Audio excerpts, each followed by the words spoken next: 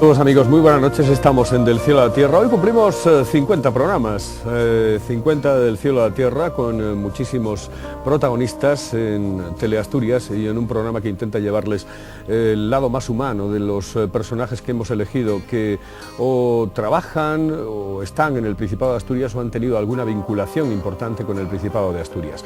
Y en este 50 programa he querido elegir a una persona de los medios de comunicación, a un hombre bueno y a un buen hombre y a un excelente profesional. Se llama Carlos Rodríguez, está con nosotros y nos contará muchísimas cosas, una de esas voces entrañables con las que uno se aficionó a esto de la radio y de la televisión, fundamentalmente de la radio, porque ese es un medio que te atrae de una manera absolutamente distinta, ¿no? Es una cuestión casi de amor, fraternal, no sé cómo decirlo, pero es un amor el que tienes por la radio.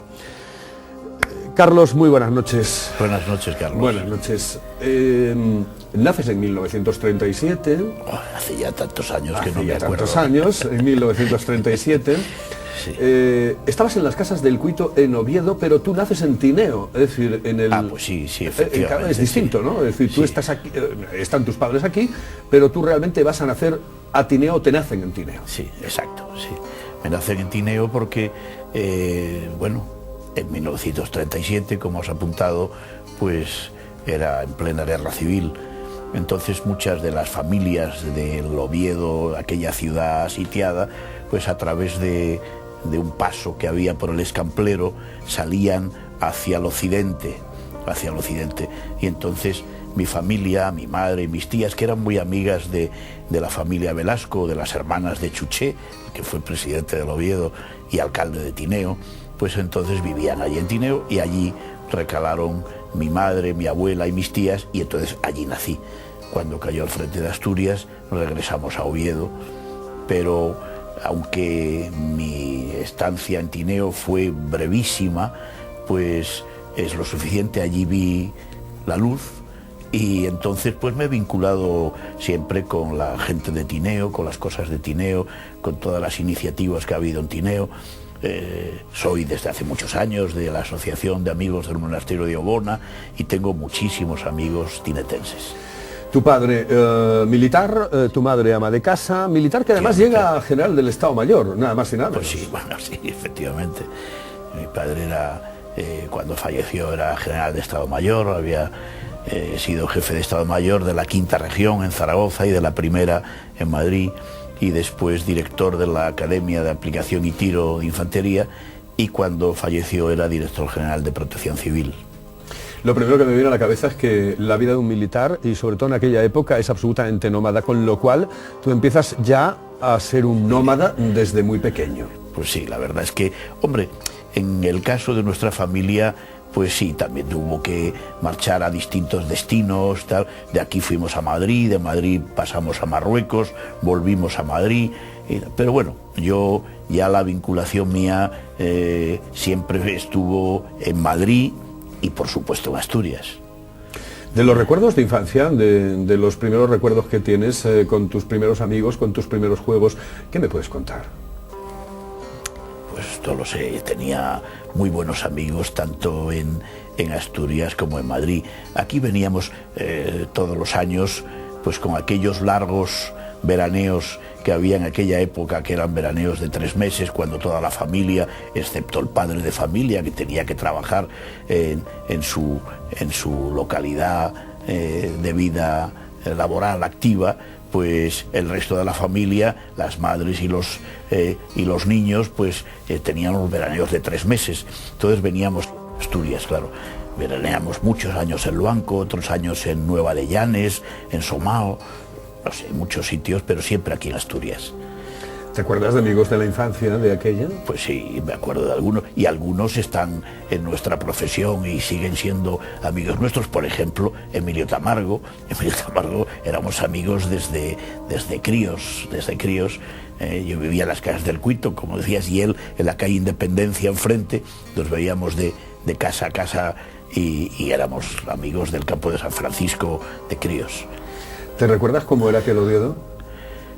Pues sí, las casas del Cuito tenían unas terrazas de mármol blancas en el portal, no arriba, sino en el portal, hasta que ensancharon la calle de Uría y quitaron el tranvía, pero entonces jugábamos en aquellas terrazas de mármol blancas que había, que entonces eran los números 21 y 23 de la calle de Uría, que luego me parece que han sido ya el 27 y 29, al cambiar la numeración.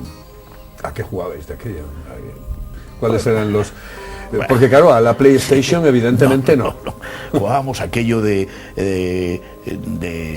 cuchillo, tijera... Ojo de buey. Ojo de buey, efectivamente. Y también fue cuando una época en la que empezó en Oviedo con mucha intensidad la afición a patinar. Había en el campo de San Francisco una pista de patinaje y era cuando empezaba el hockey sobre patines a tener verdadera afición en Asturias. Tus dos licenciaturas son en periodismo y en derecho, pero sí. ¿Te metes, por ejemplo, como ingeniero de montes o haciendo estudios de ingeniero de montes? Bueno, sí, estudios de ingeniero de montes, en exactas, selectivo de ciencias, es decir, sí. Bueno, pero haces una cantidad de cosas terribles. Yo no era buen estudiante y además pues tenía una desorientación bastante grande y fui cambiando de una cosa a otra. Pero luego ya pues me centré y efectivamente pues me licencié en Derecho y en Periodismo, pero eso ya fueron muchos años después. Primero había dado muchos bandazos, como lo de entrar en Radio y Televisión Española, que como nos ha ocurrido a muchos de los profesionales, pues fue un poco por casualidad. De todos los lugares en los que has tenido que ir con tu padre, con tu familia, por su trabajo, ¿de cuál guardas el mejor recuerdo? Hombre, no sé, yo creo que mis mejores recuerdos están en aquel, bueno, por supuesto en Asturias, que eso es donde vivo y donde he vivido, yo creo que los momentos más importantes de mi vida. Pero, por decir otra ciudad, pues aquel Madrid, la época en que yo estudiaba el bachillerato y era novio de mi mujer, que es madrileña, aquel era un Madrid distinto, muy distinto al que hay ahora, y era una ciudad entrañable y que se hacía querer. ¿Por qué la querías? Cuéntame cosas de Madrid, de ese Madrid que tú conociste y que posiblemente muchos no hayamos conocido. Bueno, era un Madrid realmente cómodo para vivir, que no había dado el salto a la gran ciudad en el que se convirtió después. Entonces se vivía un poco en los barrios. Yo vivía en el barrio de Argüelles, bajando desde la Moncloa hacia Rosales, y la pandilla del barrio, éramos muy de barrio, aquella pandilla de amigos. Nosotros éramos, en contra de tus aficiones, éramos del Atlético de Madrid. Primero éramos del Atlético de Aviación, éramos del Atlético de Madrid y íbamos a ver los partidos al Metropolitano, porque era el que nos quedaba cerca y todos teníamos nuestra afición futbolística era con el Atlético de Madrid. Todavía me dura, es decir, prefiero el equipo de mis entretelas es el Oviedo, pero de los de Primera División siempre el Atlético de Madrid he tenido pues cierta nostalgia de aquellos equipos en donde estaban Carlson y Ben Barek y bueno. El equipo de los sufridores. Sí. El equipo de los sufridores. Sí, efectivamente. En ese Madrid donde se tomaba uno un vino, donde se tomaba uno una caña, donde daba una vuelta. Pues en la calle Princesa había unos cuantos sitios. Había un sitio que todavía existe, que me parece que era de asturianos, se llamaba La Princesita, y enfrente Casa Manolo, es donde íbamos a tomar vinos, algún vino, alguna tapa y tal. ¿Y allí con quién te relacionas? Y luego en Rosales, que era nuestro paseo habitual en la adolescencia y en la juventud. ¿Con quién te relacionas allí? ¿Quiénes son tus amigos? La gente con la que convives, la gente que realmente te ayuda y tú ayudas, ¿no? Bueno, ahí éramos... es curioso porque se da la circunstancia de que al ser mi padre militar vivíamos en unos pabellones, eran unas casas militares para familias numerosas. nosotros éramos 6 hermanos y en todas las casas había 6, 8, los que menos 4, 5, o sea que era una cantidad de chiquillos primero y de chavales y de jóvenes estudiantes después enorme. Entonces tenías muchísimos amigos, muchísimos. Te metes en el mundo de la comunicación, pero antes tú eres funcionario de instituciones penitenciarias. Pues sí, efectivamente. Yo hice en el 61 oposiciones al Ministerio de Justicia, a instituciones penitenciarias, y esa fue pues una etapa breve pero intensa de mi vida. Yo siempre digo que es otra de mis vidas pasadas, ¿eh? ¿Qué recuerdas de aquello? Bueno, pues era algo especial. Yo hice no solamente esas oposiciones, sino que hice los cursos de criminología en la Universidad de Madrid, y entonces, bueno, pues vivías una cosa en la que se mezclaba un poco lo que llamábamos la resocialización del delincuente, que era una cosa muy difícil y muy utópica, y luego pues te encontrabas con algunas sorpresas que no te habían enseñado durante las oposiciones ni en la Escuela de Estudios Penitenciarios, como era la parte de los que estaban detenidos por sus ideas, que eso ya era. Y cuando vine para acá, que vine aquí a Asturias, entonces conocí como presos a algunos destacados dirigentes después de la política y de los sindicatos, que entonces era pues cuando presos pues por la huelgona del 62 y del 63, 64, aquellas huelgas mineras. Entonces pues tenía que ver y que tratar con personas que estaban detenidas por sus ideas, cosa que no era a lo que habíamos sido en principio los de mi generación.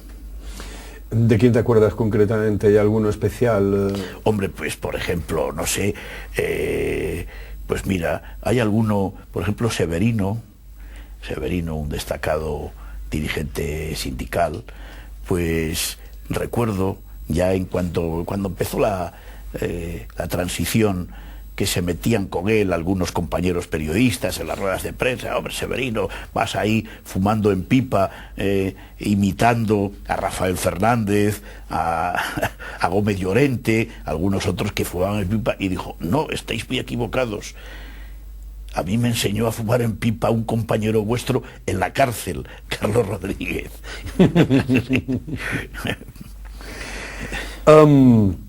Pero te entra la vena periodística. Sí, eso fue, mira, yo había hecho mucho teatro universitario en los TEUs, en la época de la universidad, tanto en Oviedo como en Madrid. Luego estuve en teatros de cámara, grupos de teatros de cámara de Madrid, y cuando yo estaba aquí en Oviedo, al comienzo del verano del 63, encontré un día en la calle a 2 amigos, compañeros míos en los grupos de teatro de Madrid, que eran Luis Cacho y Tina Saiz, que ya, como sabéis, la habéis visto luego en teatro profesional durante muchos años. Pues los encontré en la calle. Hombre, ¿qué hacéis aquí y tal? Bueno, pues es que hemos venido a montar en pruebas una nueva emisora de Radio Nacional. Y entonces, oye, ven con nosotros y trabajamos juntos y estamos juntos, tal. Y por ahí empecé. Luego ha sido mi casa durante 30 años. Eso es en el 63 aproximadamente, ¿no? Sí. Estás en Radio Nacional. Efectivamente, empecé en el verano del 63 con aquella emisora en pruebas, luego hubo unas oposiciones al final del verano, en el mes de septiembre, donde yo me presenté a una plaza de locutor. No podía presentarme a las plazas de redactor porque entonces se exigía para presentarse a las oposiciones, el tener el título de periodista. Y aquellas 2 plazas que había, 2 plazas de periodistas, las sacaron Manolo Abello y Eugenio de Rioja, aunque luego por otras circunstancias no llegaron a tomar posesión. Y una de esas plazas, años más tarde, cuando yo ya estaba titulado en periodismo, la ocupé haciendo otras oposiciones a redactor. ¿Qué es lo primero que hace un joven con 26 años en Radio Nacional de España después de que Tina Sainz y Luis Cacho le hayan invitado a entrar? Empezamos a hacer programas locales y especialmente informativos, porque tampoco eran muy pocas horas, era emisora en pruebas, y teníamos pues 2 horas antes de comer y 2 horas a última hora de la tarde, para dar sobre todo informativos, y empezamos ya a dar noticias para los boletines informativos y los diarios hablados de Madrid, que era lo que llamábamos el programa nacional. En el 67 dejas las instituciones penitenciarias, sí, y te dedicas... hasta entonces había compaginado las dos cosas, ¿no? Y luego ya entonces dejé definitivamente instituciones penitenciarias para dedicarme ya por entero al periodismo. En el 70 entré también en la Nueva España, donde estuve 13 años, y entonces era un poco, pues hacer un poco el periodismo completo, porque trabajaba en televisión, en radio y en la prensa escrita en la Nueva España. Lo del teatro, en un momento determinado te tiraba mucho, ¿no? Pues sí, la verdad es que sí, y es curioso como uno... esas cosas que se dicen de que uno vuelve a sus orígenes. Ahora, actualmente, pues estoy en un pequeño proyecto muy bonito de Rafa Lorenzo, este cantautor de Tineo, que está haciendo ahora por Asturias pues un espectáculo que es homenaje a los 75 años de La Barraca, el grupo de teatro que dirigía Federico García Lorca. A su paso, son los 75 años del paso de La Barraca por Galicia y Asturias. Él ha hecho un CD, puesto que ha puesto música a 6 poemas galegos de Lorca, que mucha gente no sabe que Lorca hizo 6 poemas galegos. Luego tiene otras canciones un tanto lorquianas también del propio Rafa Lorenzo. Entonces me pidió un día que en eso que él hace con su grupo de música, pues que yo intercalara algunos poemas de García Lorca en esto. Luego al final, una cosa que llamamos Lorca en la memoria, pues entonces recito un poema de Antonio Machado a la muerte de Lorca, el que titula El crimen fue en Granada. Y luego también hemos ido aumentando un poco esa participación, y hacemos un pequeño sketch del acto primero de la obra de teatro Así que pasen 5 años de Federico García Lorca. Esto lo hemos hecho ya en Lugones, el día del libro, el 23 de abril, lo hicimos en la Casa de la Cultura de Mieres, y lo habíamos hecho en Gijón y en Cangas del Narcea. Entonces, la pretensión de Rafa Lorenzo es hacerlo en más sitios, especialmente en las localidades por donde hace 75 años pasó La Barraca. ¿Te sacas el título de periodista? Sí, efectivamente. En el 72 terminé. Y bueno, pues... En aquel momento era casi una condición sine qua non para poder acceder a algún cargo importante dentro de la administración. Pues sí, yo creo que en Radio Televisión Española, bueno, luego ya cambió mucho, pero en aquel momento la exigencia era, primero, para ser redactores de la plantilla de Radio Televisión Española, había que estar titulado y hacer las oposiciones. Y luego, pues, realmente los cargos de directores de las emisoras territoriales de Radio Nacional o los centros territoriales de televisión también se cubrían siempre con periodistas titulados. Dentro de un momento vamos a hablar de tu labor como pionero en una televisión que de aquella era en blanco y negro. En blanco y negro. Que comenzaba en el Principado de Asturias. Pero tu primer cargo, más o menos importante, es jefe de informativos en Radio Nacional de España. Sí, sí. Pero ya lo de televisión era anterior a esto, y realmente parece que han pasado pocos años, sobre todo nos parece a los que los hemos vivido, que nos parece que todo va demasiado deprisa, pero es ya una época absolutamente antidiluviana. No existía el vídeo, o sea que las filmaciones se hacían en cine. Había que tener en el centro de televisión una habitación enorme con el tren de revelado para revelar las películas y hacerlo. O sea que era una cosa no solo en blanco y negro, sino en cine. y uno tenía que leer las noticias con el papel porque no te lo ponían no había teleprinter prácticamente ahora en todos los programas, sí, ¿no? Porque la gente se piensa que el locutor está improvisando y realmente lo que está haciendo es leer. No es mi caso porque no tengo ni teleprinter ni nada, pero sí es cierto, es así, es decir, tenéis que leer, tenéis que memorizar, tenéis que realizar una labor que ahora no se realiza habitualmente. Sí, pero bueno, de eso estábamos un poco acostumbrados ya en la radio, aunque en la radio lo leías con más tranquilidad, puesto que no tenías necesidad de levantar la vista hacia la cámara, pero el hecho de leer en la radio, los informativos, esto es lo que te daba más soltura, más seguridad en ti mismo y tal. Y es curioso lo que decías, lo que te estaba oyendo decir al presentar el programa, que la radio realmente engancha, yo creo que con perdón de la televisión, más que la televisión, por lo menos en aquellos años los que vivimos aquella etapa de la radio española, creo que se producía un enganche tremendo, era que realmente te enamorabas de la radio.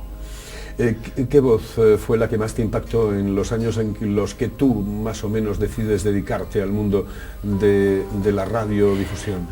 Bueno, realmente es que entonces esto de las voces ha sufrido un cambio importante.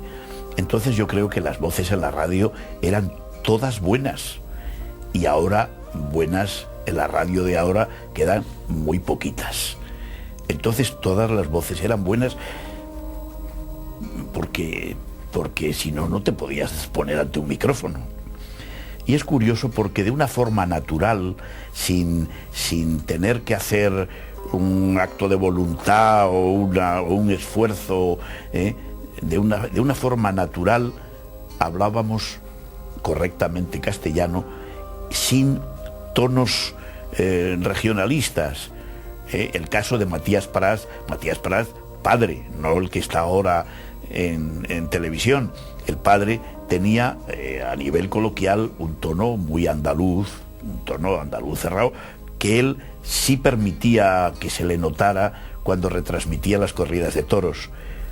Pero en Radio Nacional, en los informativos, abrían el micrófono y hablaba sin ningún tono regional.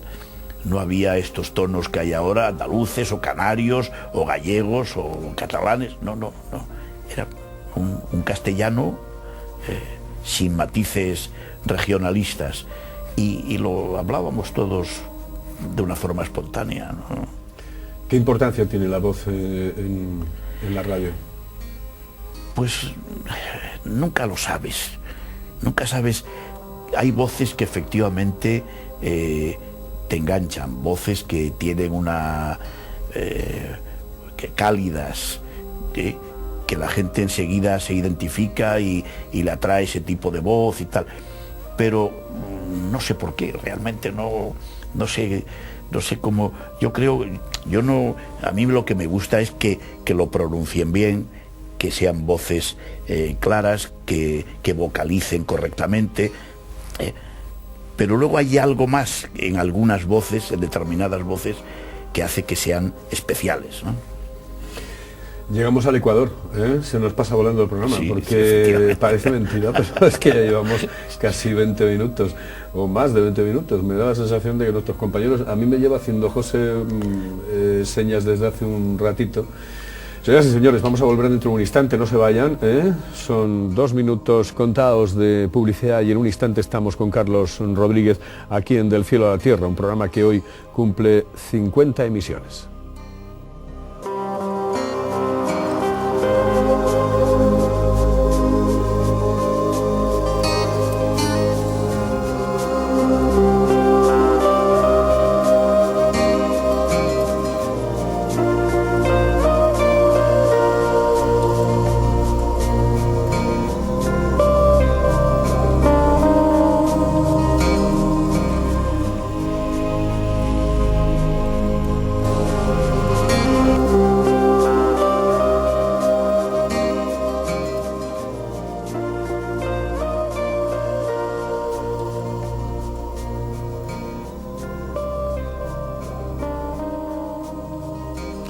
Continuamos en Del Cielo a la Tierra con Carlos Rodríguez. Está hablando de los albores de la televisión. Claro, una cosa es la radio, que ya lleva muchísimos años, pero la televisión, sobre todo en Asturias, lleva muy poquito tiempo.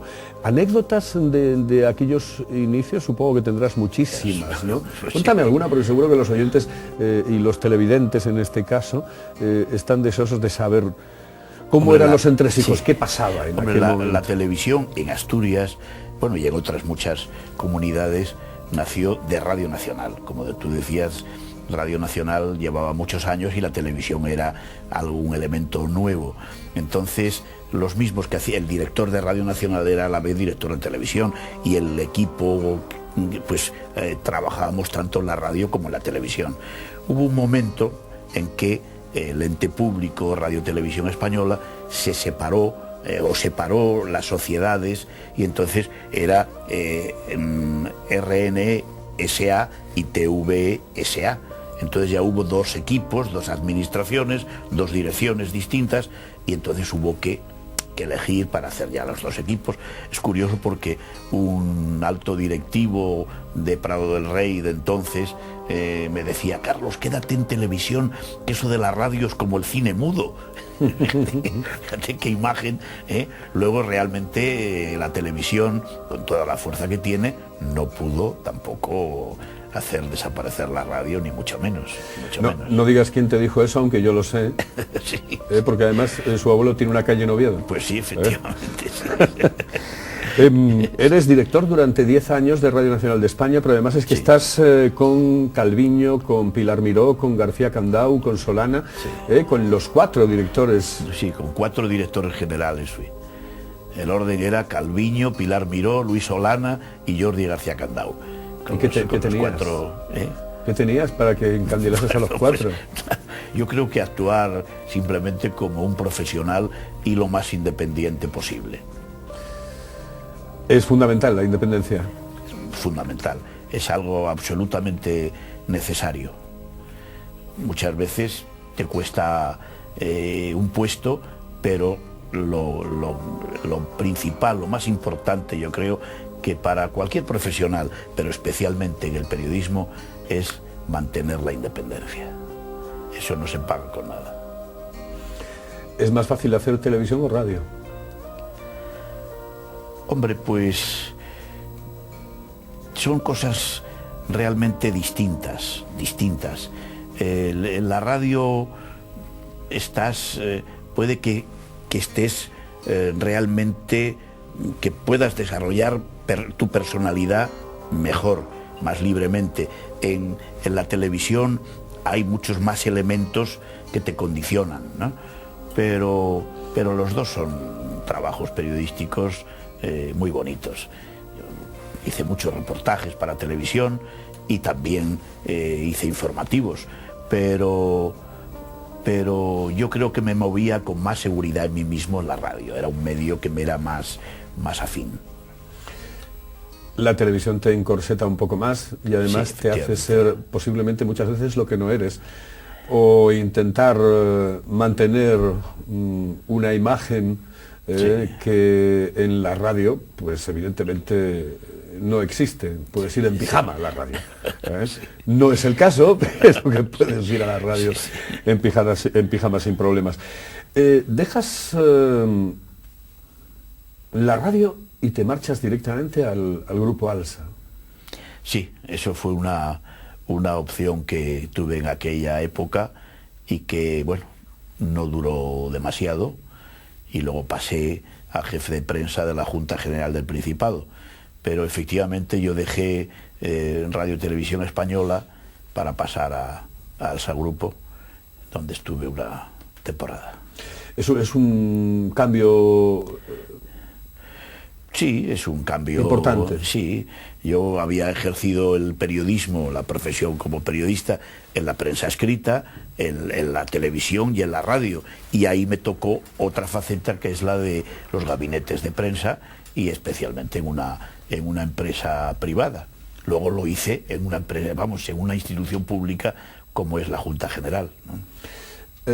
Casi siempre les pregunto, sobre todo a los periodistas, dónde te coge la muerte de Franco en el 75 y dónde te coge el 23 de febrero, que son esas dos fechas sí, importantes, ¿no? Sí, realmente, pues mira, yo estaba en la muerte de Franco, estaba en la Nueva España y teníamos preparada la primera página desde hace mucho tiempo, desde ¿no? unos días antes, y siempre, yo estaba además en el turno de noche y estábamos hasta última hora, entonces el cierre se producía a las 2 o las 3 de la mañana, no como ahora, que los periódicos cierran mucho antes. Entonces, recuerdo que estábamos esperando y pasaba el tiempo, pasaba un día, otro día, y estábamos... Y aquella noche, aquella madrugada ya, pues yo creo que me fui para casa a las 2:30 de la mañana, y cuando ya llevaba 1 hora y media en la cama, me llamaron que ya está aquí la noticia. Entonces inmediatamente levantarme otra vez, ir para el periódico para hacer una edición especial. Estaba entonces en la Nueva España.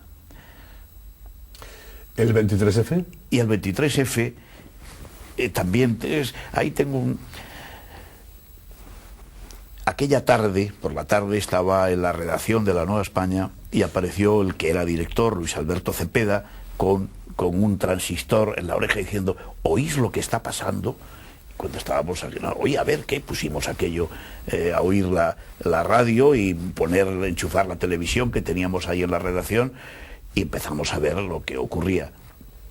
Yo era ya jefe de los servicios informativos de Radio Nacional, entonces me desplacé a la radio a media tarde, porque íbamos a emitir lo que llamábamos el telegrama de la INA, que era aquel subsecretario que había quedado, como puesto que estaba todo el gobierno secuestrado en el Congreso, y entonces, bueno, pues se produjeron pues hechos notables en aquella tarde-noche. Anda, cuéntame algo. Bueno, pues recuerdo, por ejemplo, como anécdota, aunque eso podría contarlo personalmente, mi amigo y compañero Orlando Sanz, la Nueva España estaba en aquel momento con algún tema informativo con Orlando, Aurora Puente, que, como sabes, bueno, ya falleció y que era concejala en el Ayuntamiento de Oviedo, y entonces Orlando se ofreció inmediatamente a guardarla en su casa. Es curioso. Curioso. Porque realmente hubo movimientos alarmantes. Luego, gracias a Dios, todo se solucionó por la noche. Todo afortunadamente quedó en nada. Sí. Del 96 al 2000 eres jefe de prensa de la Junta General del Principado. Sí. ¿Otro cambio? Pues sí, otro cambio, pero bueno, fue realmente una etapa bonita como profesional. Fue cuando la Junta General se creó, puesto que la idea surgió aquí en la Junta General del Principado, o sea, aquí en Oviedo, pues lo que se llamó la reunión de parlamentos regionales europeos en aquellos países de Europa que tienen parlamentos regionales, o sea, que tienen capacidad legislativa en sus parlamentos regionales, que no son todos los países europeos. Por ejemplo, Francia tiene regiones, pero no tienen capacidad legislativa, ¿eh? En cambio, bueno, los que sí estamos en esas condiciones, pues somos, por supuesto, España con las autonomías, Italia, Alemania, Austria y Bélgica, que tiene 5, pero especialmente son temas lingüísticos los que controlaban estos parlamentos belgas.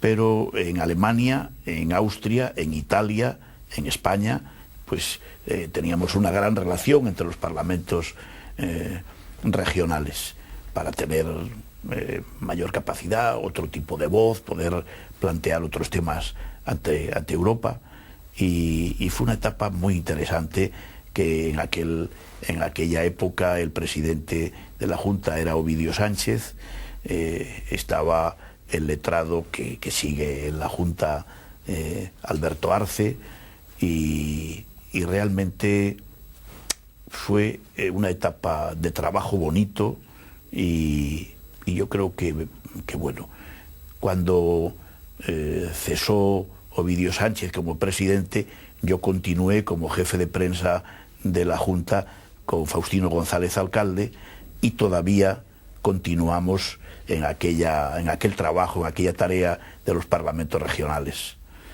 Luego ya con la siguiente legislatura pues ya lo dejé.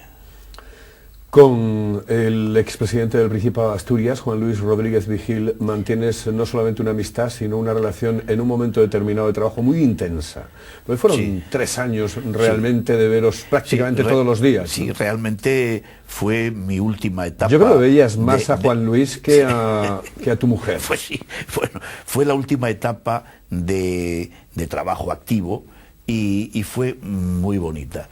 Yo trabajé muy a gusto con Juan Luis Rodríguez Vigil, que es un hombre muy inteligente, con una gran capacidad y de ideas brillantísimas. Entonces, bueno, pues trabajé muy a gusto con él, y ya, una vez jubilado, pues mantenemos contacto y una buena amistad. Es uno de los hombres que me gustaría tener aquí, porque a mí la imagen que tengo de Juan Luis Rodríguez Vigil es de un hombre tremendamente entrañable y muy cercano en muchísimos momentos.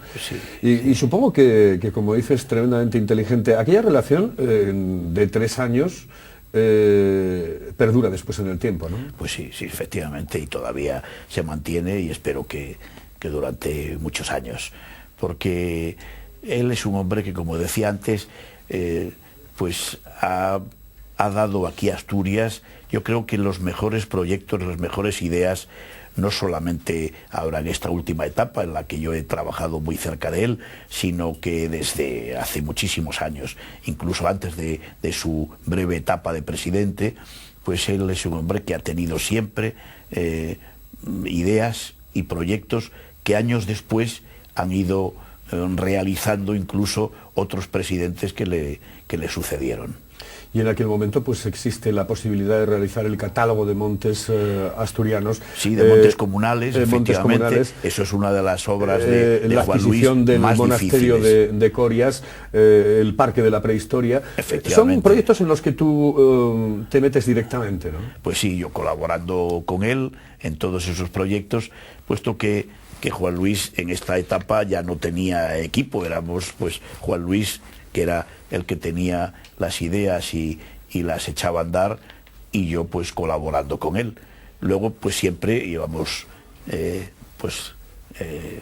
acercando a personas que, por ejemplo, en el tema que citabas del Parque de la Prehistoria, pues después de iniciar la idea, el proyecto y echarlo a andar, pues se fue constituyendo el Comité Científico Internacional, con el catedrático de aquí de Prehistoria, Javier Fortea, y con el Jean-Claude, que es el más sabio de la prehistoria en Francia, que es el que ha estudiado la cueva de Niort, de Chauvet, bueno, las cuevas del arte prehistórico europeo, pues es la máxima autoridad.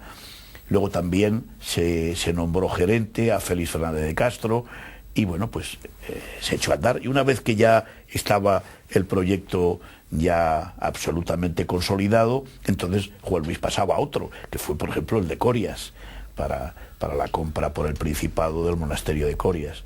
Entonces, pues también se hicieron muchas gestiones, muchas cosas, tanto con los abogados de los dominicos en Madrid, como con los propios frailes de Corias, y con el provincial de España de la Orden, y con Peridis, que era el arquitecto que hizo el plan director y que hoy día creo que está encargado ya del proyecto definitivo de lo que será pronto un parador, pero que entonces era solamente el plan director para la obra y la adquisición del monasterio por el Principado.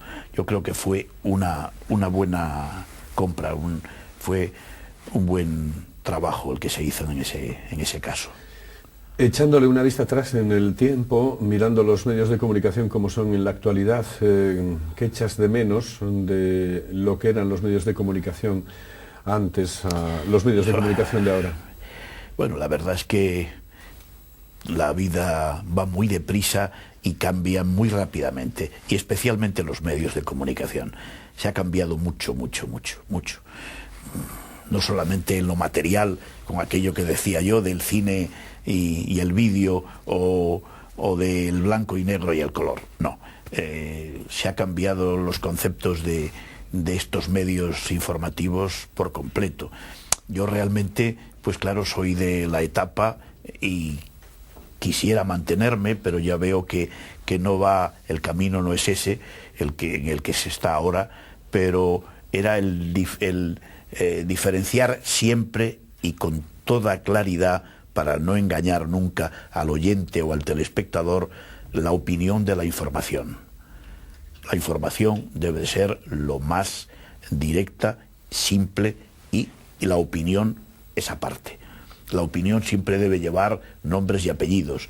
Es una persona, quien sea, quien opina, pero no mezclar la opinión, porque entonces es manipular a la audiencia. ¿Es bueno que el que informa opine? Sí, pero puede opinar, es muy libre de opinar, pero que no lo mezcle con la información, sino que dé su opinión aparte. La información es esta, y cada persona, que ya, yo creo que todos los oyentes y los telespectadores ya creo que ya son maduros y mayores de edad, pues saque sus propias conclusiones y sus propias consecuencias. Y eso sí, se le puede dar, pero entonces sobre este tema del que acabamos de informar, fulano de tal da su opinión, que es por supuesto que de la que le parezca, muy libre de darla, pero no mezclar la opinión e información, porque eso creo que es malo. ¿La revolución en los medios de comunicación está por llegar con Internet o no? Yo creo que sí, eso también, eso es otro mundo que nos está invadiendo a la sociedad, en el que salen espontáneos todos los días, que yo no sé si de alguna manera se debería regular o dejar que el campo es libre y que todo el mundo diga lo que le parezca. Eso es difícil, es difícil. Yo creo que es una etapa difícil en esos aspectos.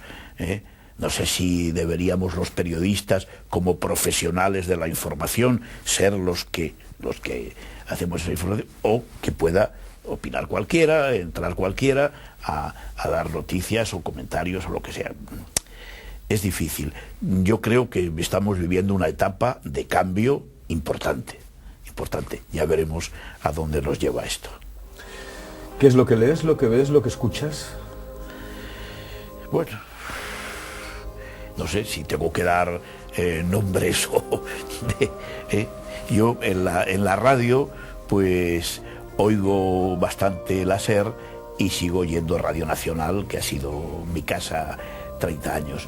Y que yo creo que además en estos momentos que hemos vivido hasta ahora y que todavía vivimos, pero sobre todo en estos últimos años en que la política lo ha invadido todo, pues se han politizado en exceso tanto periódicos como emisoras de radio y de televisión, y quizá Radio Nacional es la que se ha mantenido más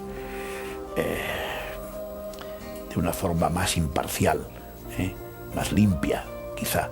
Los demás, todas, o por un lado o por otro, han estado excesivamente mediatizadas y presionadas por los partidos políticos, por unos o por otros, me da lo mismo.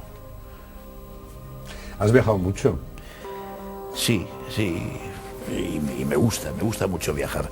Sigo viajando siempre que puedo, y yo creo que el viajar te hace abrir otros horizontes y ver las cosas de otra manera. Yo creo que ayuda mucho a ser un poco más libre y tener un espíritu más abierto. En los momentos difíciles, en los momentos complicados que siempre hay en la vida de una persona, sí. Siempre tenías a alguien al lado, ¿no? Pues sí, he tenido, es una suerte, he tenido la fortuna de siempre tener a alguien al lado. en lo familiar y en lo personal a mi mujer, Mari Carmen, que son ya muchos años juntos, y en lo profesional también. He tenido buenos compañeros y compañeras en la radio, en la televisión, en la prensa, amigos compañeros que hemos y que seguimos siendo amigos. He tenido muy buenos compañeros, yo creo. Te hablaba de viajes. ¿Qué lugar del mundo es el que no visitaste en un momento determinado y te hubiese gustado? Bueno, todavía puedes hacerlo, bueno, pero digo, ¿en qué momento? El mundo es grande, aunque se nos esté quedando pequeño, pero realmente me faltan muchos sitios por visitar. Hay algunos que me han gustado especialmente y que entonces vuelves, con lo cual hay algunos sitios bonitos que he visitado varias veces y sin embargo hay otros que no he ido nunca, ¿no? Esto es un poco como los libros. Cuando uno ya llega a mi avanzada edad, pues quiere releer los libros que te gustaron y tal, y a lo mejor pues hay otras cosas nuevas pero vuelves un poco a aquellos que te impresionaron más o que te dejaron una huella más profunda. ¿En qué sitio te refugias?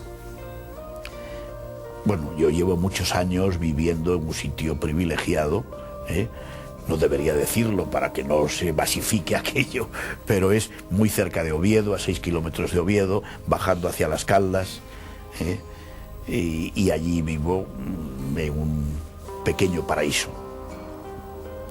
Ese yo creo que es un refugio, y en los momentos, que no es ahora el caso, pero en los momentos de más intensidad de trabajo, de más tensión, llegaba allí y aquello me servía para relajarme y seguir adelante.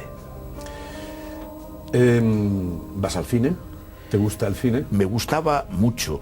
Ahora la verdad es que con la televisión y los vídeos pues he perdido mucha afición y han cerrado los últimos que había, y ahora para ir al cine en Oviedo tienes que irte a los centros estos comerciales que hay en las afueras, porque ya en Oviedo ya no quedan ni los Clarín ni los Brooklyn entonces ahora realmente voy poco al cine.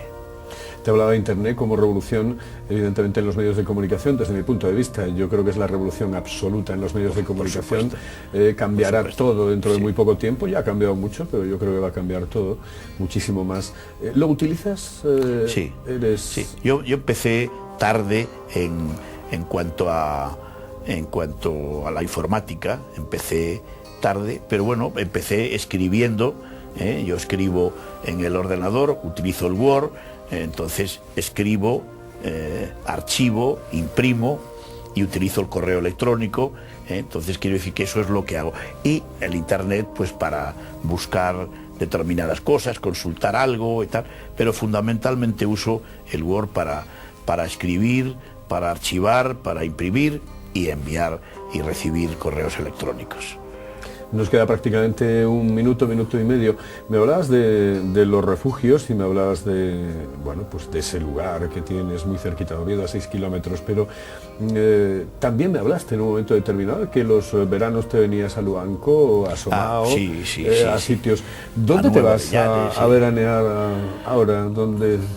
No, ahora... Porque el verano lo tenemos a la vuelta de la esquina, lo digo por eso. Pero no, ahora estos últimos años, con mi hijo, que está estudiando en Santander, y entonces pues viene por el verano, pues entonces nos quedamos aquí, porque para mí no hay mejor verano que el de Asturias. No hay mejor verano que el de Asturias. Yo creo que julio y agosto no salgo de Asturias nunca.